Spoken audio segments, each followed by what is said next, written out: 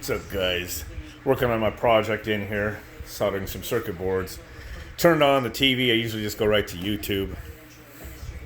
Can't remember. Am I on YouTube?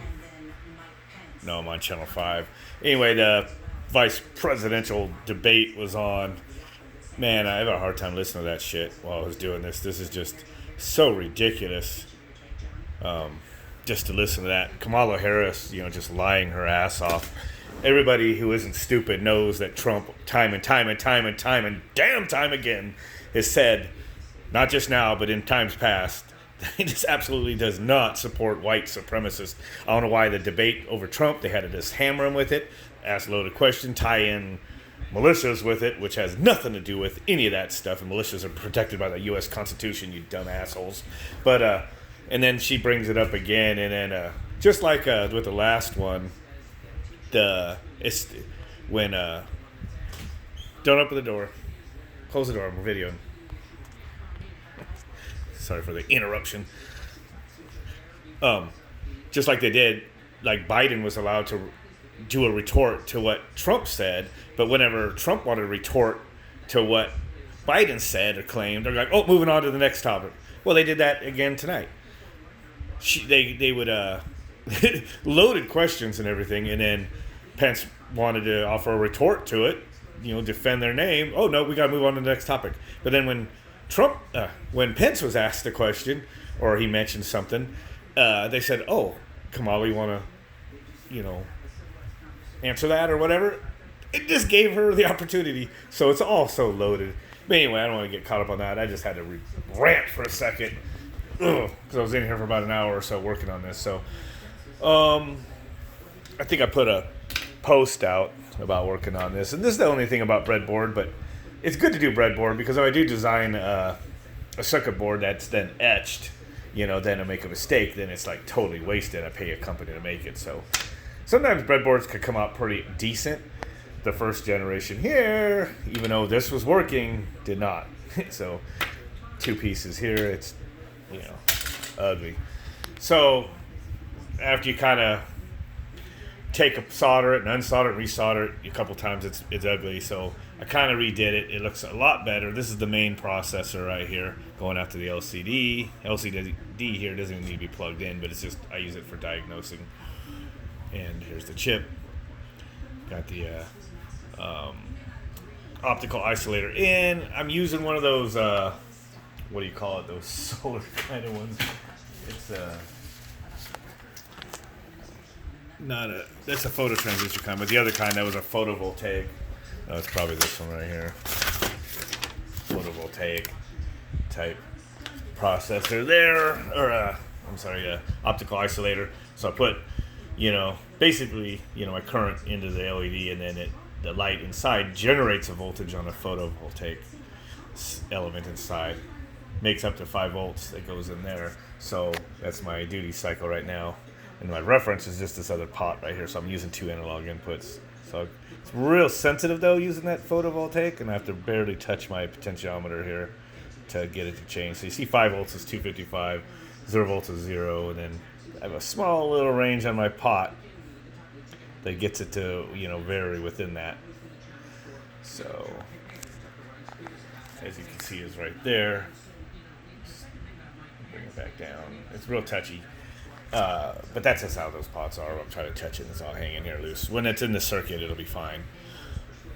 And everything's plugged in the little jumpers and everything, so it's all over the place. You'll see the other references like rock steady, from this one, about halfway, 127 counts out of 255. It's like 50%, 2.5 volts. So that then goes out. This is all just not soldered on, but I just have this shoved in there. Pulse width modulation then leaves this chip, goes in over here to this photo isolator. It's inverting through the transistor, but I'm using the transistor to fully power the LED rather than directly from here. I'm just doing that to invert because when I'm using the transistor after the optical isolator, it inverts it the way I wire it as an NPN, and so this will invert it in, invert it back out, and then it's got the correct waveform. And then over here, so basically this right here isolates the microprocessor from the MOSFET. So power from the same power that's running this microprocessor goes in here, and then a separate power supply will go through this isolated, the output of this, which will go to the MOSFET. The MOSFET that's switching 300 plus volts DC. I don't want, can't really interconnect commons or anything between those two circuits. The microprocessor, bad things will happen. Might get away with it, but just nah.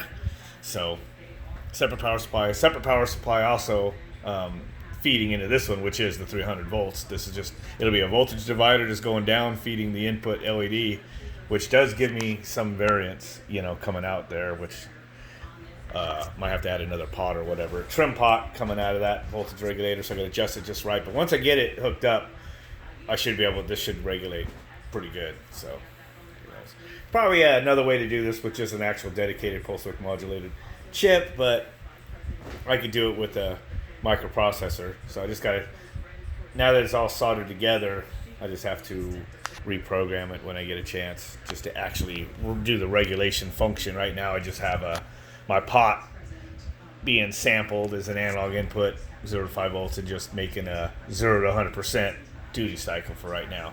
In the program, you'll happen to have the reference value, and then the actual DC voltage generated from the pulse width modulation will feed into here, make the actual voltage values, and then it'll, like when the voltage value is higher than the reference, it'll start error correction will start lowering the duty cycle of the pulse width modulation when the voltage of the DC bus basically starts dropping below the reference point.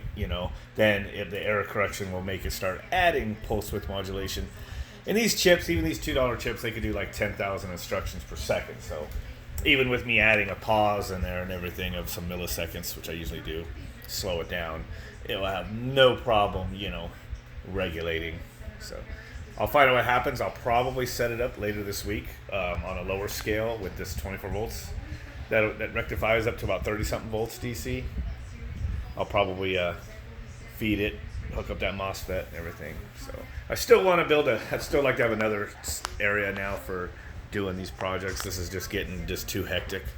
I'd rather maybe, I'd like to have a little shop or something, I think, and start mounting some power supplies and get another scope that I can mount on the wall and everything, because it's just getting so hectic. I'd like just to have power supplies up on the wall, or I just put jacks in. Here's a 5-volt power supply. Here's a 12-volt one, which is like this. It's massive and not needed. Just mount it all up on the wall out of the way and free up some desk space, because this is just getting ridiculous. This scope is silly big. 2-channel. I noticed that all the controls are getting all dirty and stuff. Now, of course, it's not doing it as much, but I know earlier I was just touching it. Maybe it's when it's on the other one. I don't know, but I want to get a digital one anyway, one of those little shallow ones, and mount it up on the wall in front of me.